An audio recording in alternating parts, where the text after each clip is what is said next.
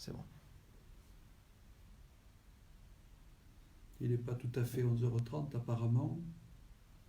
Voilà. Il est donc 11h30.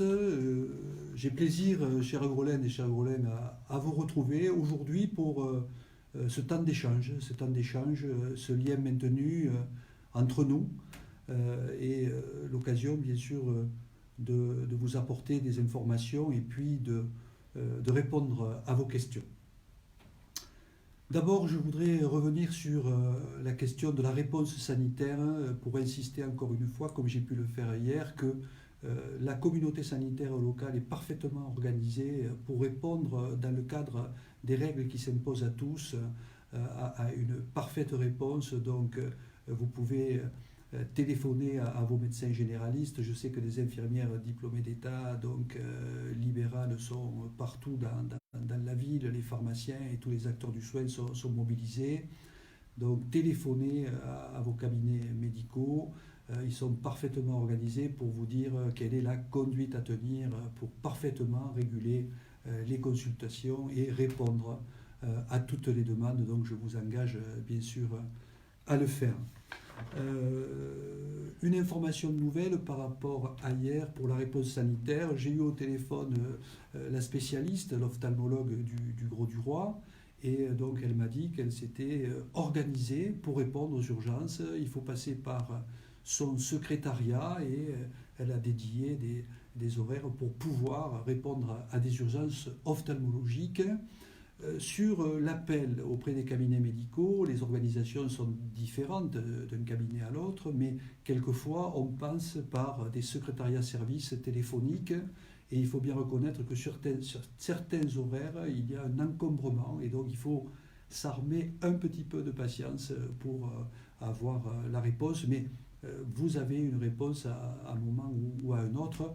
Bien sûr, dans le cadre de l'urgence vitale, encore une fois, ou vraiment d'une détresse ou des symptômes vraiment marqués, il faut composer le 15, hein, c'est évident, composer le 15. J'ai fait le point aussi avec le capitaine des sapeurs-pompiers, donc le centre de secours Terre de Camargue est parfaitement organisé pour répondre bien sûr à ces missions hein, dans leur ensemble, que ce soit bien sûr les problèmes médicaux, que ce soit éventuellement les incendies, bien sûr, ou les accidents de la circulation. Tout est parfaitement organisé pour assurer le service. J'ai eu aussi une information par le laboratoire d'analyse médicale du Grau-du-Roi qui est parfaitement organisé. Là aussi, appelez avant toute chose et les secrétariats vont vous dire exactement quelles sont les conduites à tenir. Les infirmières font les prises de sang à domicile aussi. Donc voilà, informez-vous à l'avance, ne partez pas comme ça sans avoir l'information. Passez un petit coup de fil en sachant que l'objectif majeur, c'est de limiter absolument les sorties et les déplacements, limiter les contacts. Puisqu'on parle de ça, j'aimerais aborder la question des masques. Pour les professionnels de santé, vous le savez, donc c'est le FFP2 qui est donc dédié au personnel de santé pour les actes de soins. Donc ça, c'est un matériel qui leur est dédié absolument. Ensuite, il y a toute une série de masques, des masques chirurgicaux, et quelquefois les médecins, quand quelqu'un a des symptômes, vont donner eux-mêmes un masque chirurgical aux personnes qui toussent. Et après, il y a le quotidien de tout un chacun et on voit des propositions qui arrivent et ça part bien sûr d'une très bonne intention avec des fabrications artisanales. On m'en a apporté plusieurs à la mairie. Alors là-dessus, moi, je n'ai pas d'avis contraire à ce qu'on puisse mettre des masques pour le quotidien, des masques artisanaux. Cependant, il faut que les choses soient bien claires. Ces masques, ils ont une protection extrêmement limitée vis-à-vis du virus. N'imaginez pas que lorsque vous avez posé un masque comme ça, vous êtes protégé et surtout que ça vous fasse baisser la garde sur les actes de barrière on ne peut pas déroger à ça, à savoir la distance, augmenter votre distance, lavez-vous les mains fréquemment. Alors ces masques, bien sûr, ils vont permettre d'éviter que les gouttelettes de salive puissent être projetées et qu'ils aillent souiller comme ça des surfaces, des poignées de portes, des barres de chariots de supermarchés, voilà, des poignées de chariots. Ça peut éviter cela, mais en aucun cas ça n'exonère vraiment de ces gestes vraiment qui sont sur lesquels on ne peut pas déroger. Voilà, que ça ne soit pas pour vous une fausse sécurité. Hein. C'est ce que je veux dire, en sachant que ces masques, il faudrait les changer 2 fois par jour. Dès qu'ils sont un peu mouillés, on ne peut plus les porter. Il faut les laver tous les jours, hein, à 60 degrés, bon, que ça soit bien clair dans les esprits de chacun. Éviter la propagation du virus partout, en tous les lieux et par tous les gestes. Ça reste le maître mot. D'autres informations. Alors d'autres informations, je vous en ai parlé hier. Voilà donc le bulletin protégé qui est édité par la ville. Il va partir chez l'imprimeur et il sera distribué dans les jours qui arrivent. Sur le plan de l'information, vous avez entendu, ou peut-être pas tous encore, les annonces sonores par la voiture municipale qui délivre des messages. Il s'arrête pour que vous ayez le temps de bien entendre, de noter un numéro de téléphone si nécessaire. Une information importante, c'est la question des déplacements pour activité physique. Les choses se précisent et je vais vous en donner lecture. Je sais que c'est un point d'irritation entre les concitoyens qui voient certains sortir et qui se questionnent sur le respect ou le non-respect des mesures de confinement. Le déplacement pour activité physique, c'est le document officiel de l'État, muni de l'attestation adéquate signée, indiquant la date et l'heure de sortir. Vous pouvez sortir pour une activité physique individuelle dans la limite d'une heure par jour, dans un rayon maximal d'1 kilomètre autour de votre domicile. Ça fait 500 mètres, hein, rayon de 1 km, pardon. Une seule fois par jour, à l'exclusion de toute pratique sportive collective, de toute proximité avec d'autres personnes. Vous pouvez également vous promener, le terme ne me convient pas trop, hein, promener, il faut parler d'exercice physique, dans les mêmes conditions avec les seules personnes regroupées dans votre domicile, les enfants, un conjoint, toujours en gardant la distance. Voilà, il faut que les choses soient bien claires, il faut vous conformer à ça, et si vous respectez ça, vous n'aurez pas de problème avec les forces de l'ordre. Je veux venir aussi sur le développement du réseau de services avec les commerçants, tout ça bien sûr pour limiter les déplacements. Donc hier, je vous avais fait part de toute une liste pour notamment les traiteurs, le traiteur Bernard, Crèche Traiteur, des commerçants, des primeurs, Magali Primeur, Ribera, Super U, la boucherie, le Gros Gourmand, le Poisson, Côté Chic, notamment la petite supérette Spar au centre commercial Camargue 2000 aussi, qui s'y est mis, le fromager de Port-Royal, les commandes de pain que vous pouvez passer aussi au boulanger de la gare, voilà. Et il y en a beaucoup qui arrivent, et ça vraiment, je voudrais remercier l'ensemble de ces acteurs de l'économie locale pour des propositions qu'ils sont en train de faire pour que vous puissiez vous limiter dans vos déplacements et bien sûr de ce fait-là limiter les risques de propagation de l'épidémie. Les dons aussi, là on est vraiment heureux de voir cet élan de solidarité et ça sera d'ailleurs le mot de la fin que je voudrais vous transmettre, protection, solidarité. Les dons, eh bien, chacun se mobilise avec du relationnel.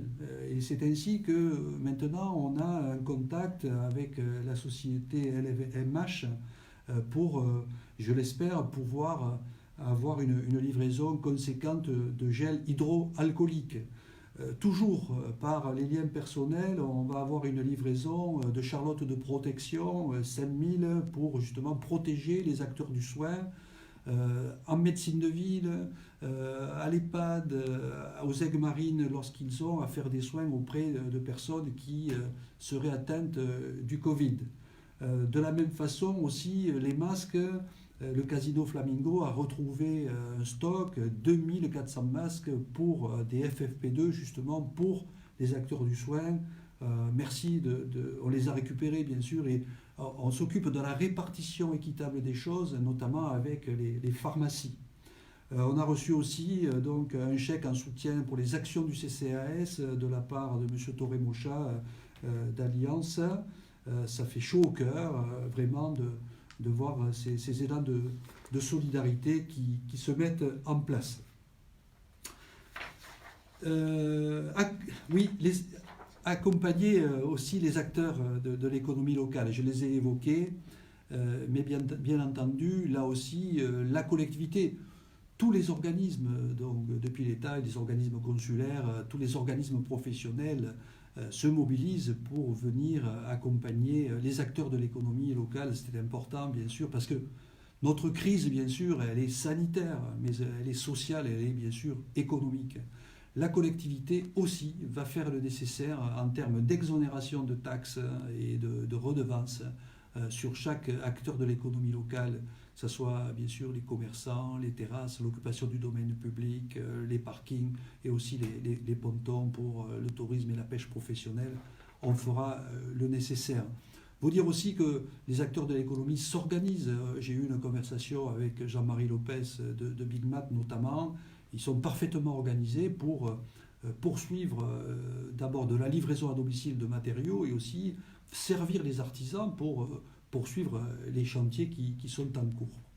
Sur le volet culturel, l'école de musique s'organise, donc Éric Turquet nous a fait passer l'information, il s'organise pour poursuivre les leçons à domicile pour ceux qui pratiquent la musique, et c'est aussi important. On sait que ça fait du bien, la musique, comme le sport aussi, hein.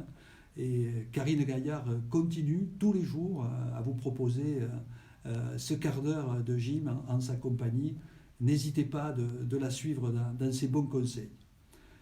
Les services communaux, ils restent totalement mobilisés, je tiens à vous le redire, dans cette continuité de service. Je vous apporte une réponse sur une question qui m'a été posée. Pour les déchets verts et les encombrants, le service continue. C'est la collectivité qui finance à travers son prestataire, la société Nicolin, des maraudes pour recueillir vos déchets verts et aussi vos encombrants. Voilà, j'ai balayé l'ensemble des informations que je voulais vous transmettre aujourd'hui. Je vais regarder maintenant s'il y a des questions en direct pour vous répondre, voilà, pour les questions en direct. Alors, peut-on faire un don de sang dans la période, et si oui et comment? J'ai pas l'information officielle, par contre, je vous dirais non. Dans une période donc d'épidémie très répandue, où le risque infectieux est fort, il n'y a pas bien sûr de recueil de sang, il n'y a pas d'opération de don de sang. Je vous le dis spontanément, je vais me rapprocher bien sûr de l'association locale du don de sang, donc notamment Madame Goodmacher, que je connais bien, et je pense qu'elle va me le confirmer, évidemment, mais pas de don de sang. Voilà pour cette question. Autre chose? D'autres questions?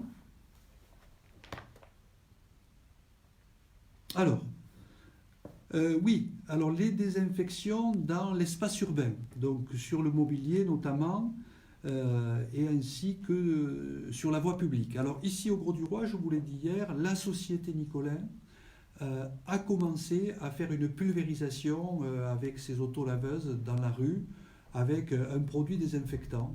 Et bien, écoutez, c'est un plus qui est apporté, bien entendu, on ne va pas s'en plaindre. Je crois que tout ce qui est fait, si vous voulez, en plus, va dans le bon sens. Mais encore une fois, c'est le comportement individuel, le confinement, le respect des gestes barrières, la distance, augmentez cette distance, augmentez cette distance. Lavez-vous les mains souvent. Vous vous lavez les mains avant de faire une action, un acte, toucher quelque chose. Après, vous vous relavez les mains. Voilà. De cette façon, vous allez éviter le portage du virus. Ne portez pas votre main au visage. Si vous mettez ce masque, changez-le souvent. Ne vous croyez pas surprotégé, pas du tout. Lavez-le tous les jours, que les choses soient parfaitement claires. Et surtout, il faut vous conformer dans le parcours du soin aux conduites à tenir que vous donne le corps médical. Voilà.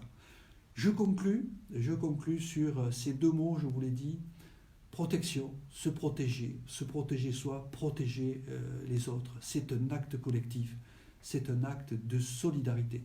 La solidarité, c'est le maître mot dans une situation comme ça, dans un conflit, c'est le maître mot. On pourrait être quelquefois porté à des comportements très individualistes ou encore à rentrer dans des éléments de polémique. Non, la solidarité. Et puis moi, localement, je vais en rester aux questions locales. Vous avez suffisamment d'autres informations sur le niveau national.